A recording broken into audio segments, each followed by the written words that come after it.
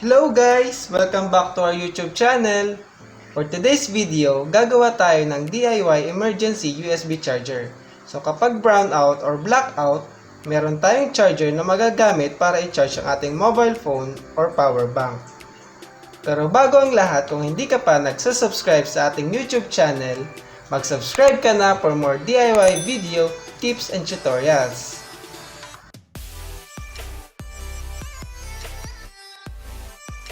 Para simulan ang ating project, ano nga ba ang mga kakailanganin nating components sa ating DIY project na ito?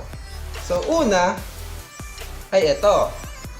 Ito ay tinatawag na Peltier module or ito, Tech 12706. So Peltier module, mabibili natin to online, link sa description below. So online natin siya mabibili. Pangalawa guys is ito, mini boost converter.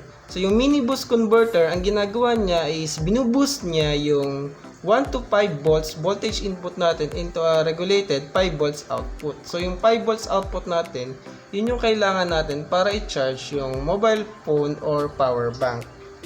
So pangatlo, kailangan din natin ito. So mamaya, makikita nyo kung bakit kailangan natin ito. Pen case ba tawag dito?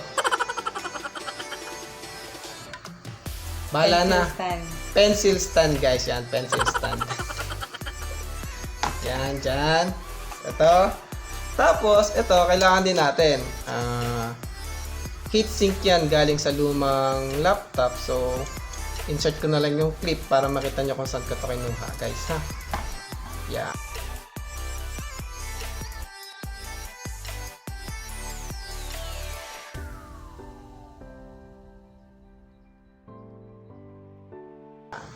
Jumbo yan, jumbo. Tsaka, ito, kailangan din natin thermal paste. So, ito lang ang kakailangan natin para sa build na to. O, simulan na natin.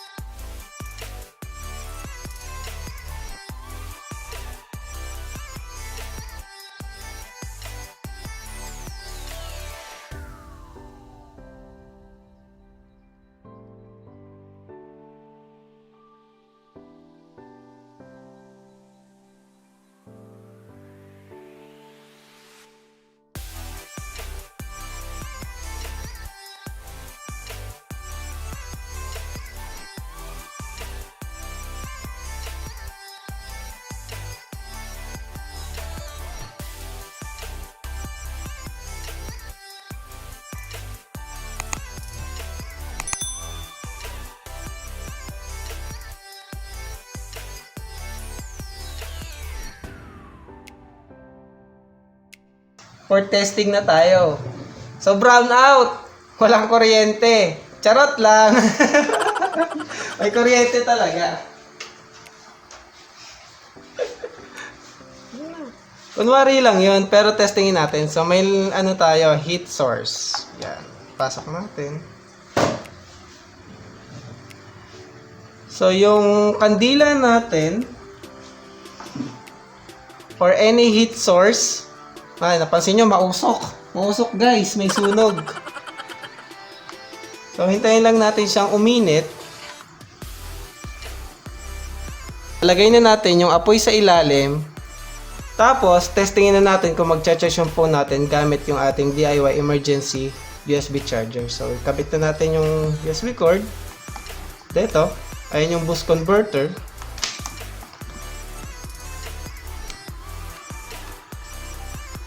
Oh, ha? Nag-charge. Panis. Yay! Woohoo! Amazing. Amazing, di ba? Connected sila guys ha. Pakita mo yung connection. Oh, ayan ah. Oh, ayan. So, ito, ayan. Ito, yung boost converter natin connected dun sa ating Peltier module, which is naiinitan yung kabilang side, tapos yung kabilang side pinapalamig naman ng ating heatsink. So, kasi yung Peltier module, once apply ka ng heat sa kabilang side at saka malamig sa kabilang side, magpuproduce siya ng voltage, which is medyo mababa, kaya gumamit tayo ng boost converter para mapataas natin yung mababang voltage na output niya para magamit natin para emergency charger. So, ayan guys magcha-charge siya.